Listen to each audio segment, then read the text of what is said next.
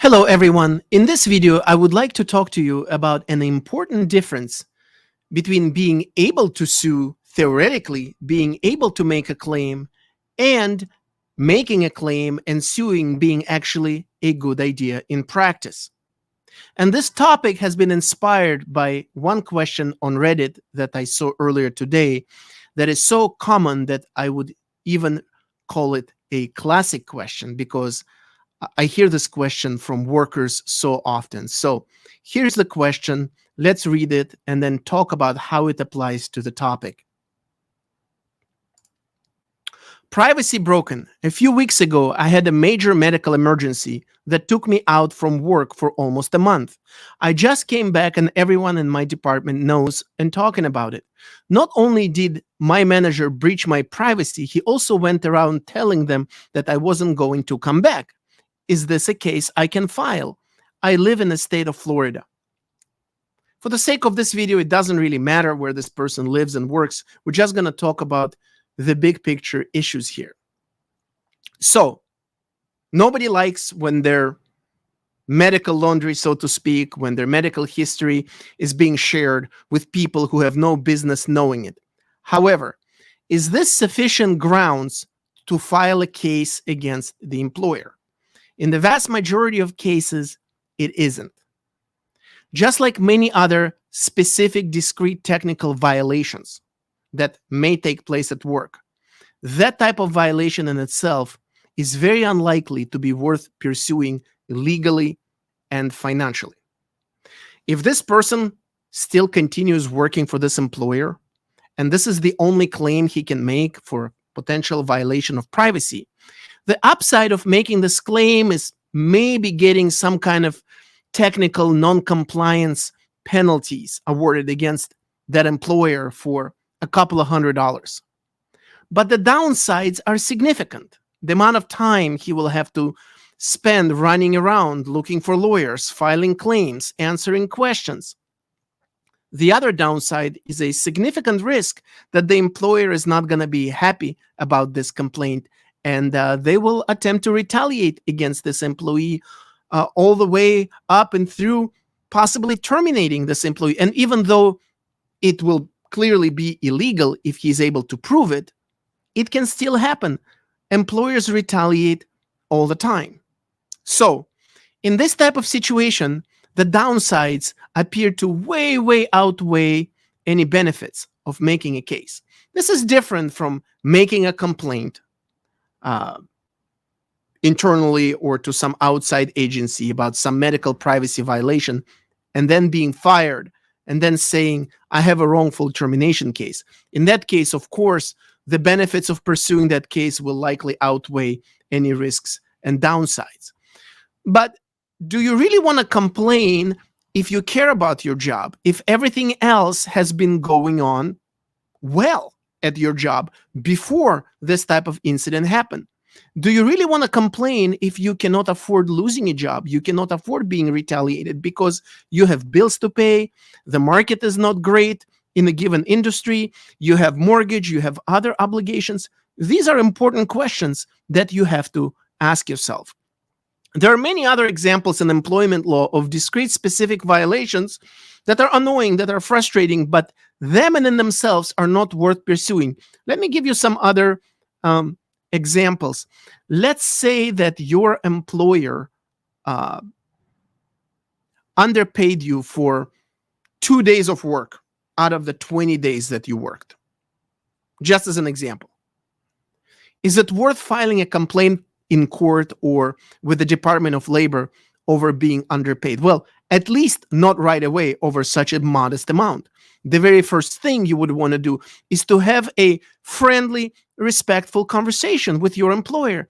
Hey, Mr. Employer, I wanted to ask you, I got my paycheck and I believe it's incorrect. Can you please take a look at it? Can you please check it? Because I believe I'm 2 days short on my pay.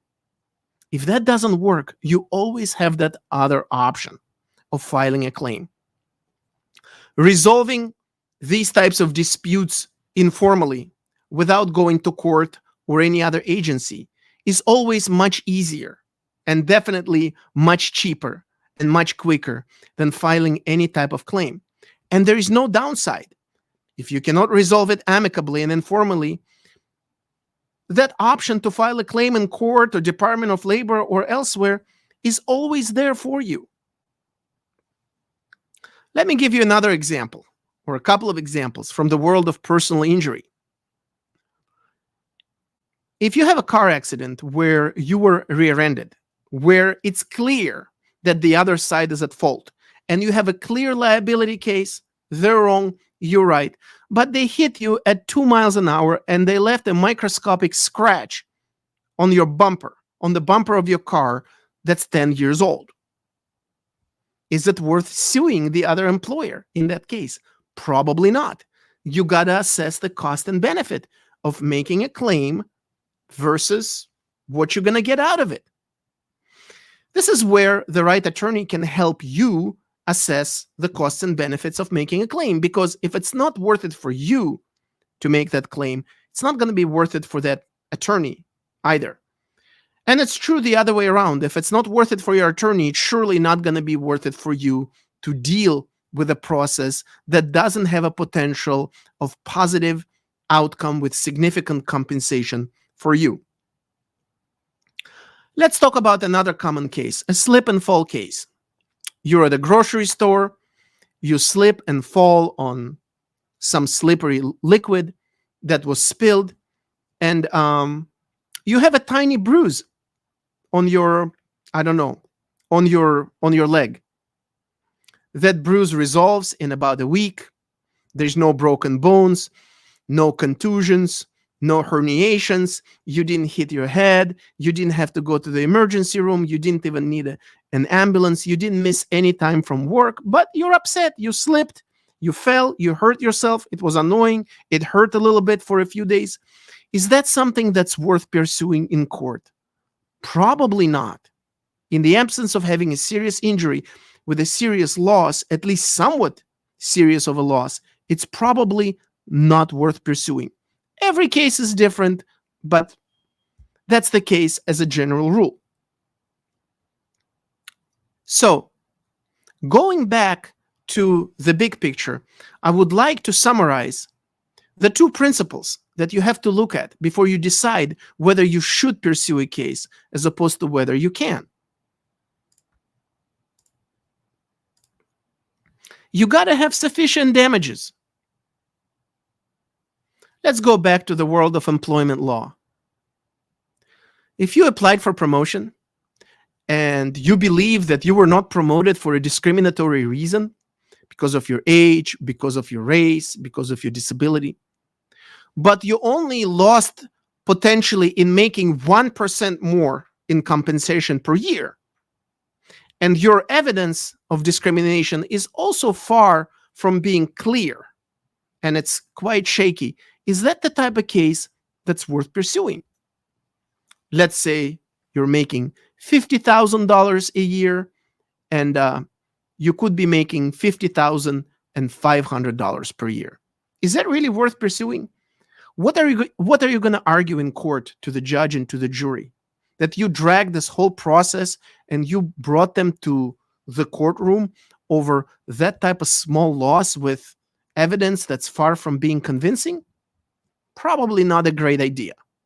On the other hand, if you missed out on a significant promotion and all kinds of other opportunities as a result, and if you have strong evidence, emails, witnesses, documents that suggest that the employer was looking to put a person of a particular race or particular medical condition in that position, that's a different story.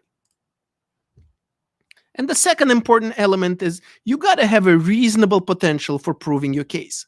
It's more important in employment cases than in other cases because the liability is almost always a question in an employment case. You never want to be in a situation of 50-50 because the burden is on you as an employee to prove a case. And if you cannot prove a case of a wrongful termination or discrimination or retaliation, then it's going to end up likely to be a big waste of time, energy, money, and your emotion. You have this typical idea out there where people think, I applied for this job or I applied for this promotion, I was denied, I believe that I was qualified. And because I'm older, I believe it's because of age, because of my age. Or I am black. Well, that means it's because I'm black. Or I have this condition, and therefore it proves that I wasn't hired or promoted because of this condition. Well, that never works like that. Being something, whether it's a race, age, disability, sexual orientation, religion, being something doesn't prove alone. It never proves alone that that's the reason out of all the other possible reasons that you didn't get what you applied for. That's where, again, the right attorney can help you look at the whole picture and see if there is sufficient evidence to make it look like unlawful reason was more likely than not a factor in not giving you what you applied for. Let's talk about car accidents and slip and falls. Most car accidents involve clear liability. These are rear enders, T-bone car accidents, side swipes where it's clear who was at fault. But sometimes you have cases where one side says that the other side ran the red light, and the other side says exactly the same thing about the opposite side. There's no other evidence. These are 50-50 type cases that are very hard to win.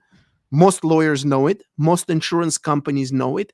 And you have to ask yourself whether you want to invest a lot of time and energy in trying to prove a 50-50 case.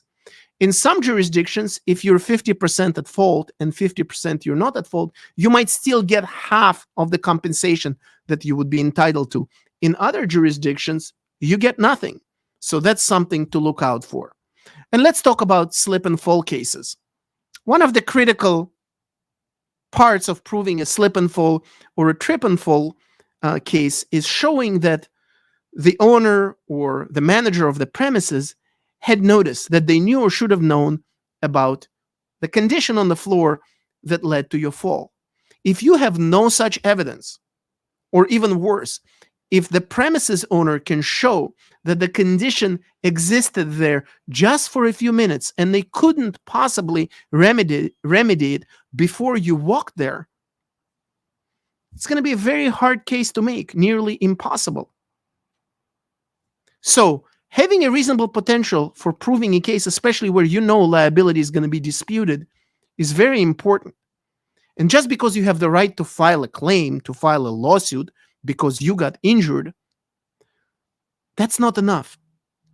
The practical reality is just as important as the law and the legal theories that apply to any claim. Keep that in mind before you decide to embark on pursuing a case. And again, the right attorney should be able to help you evaluate not only whether you have a case theoretically, but whether it's worth pursuing. Thanks for watching. Until next time.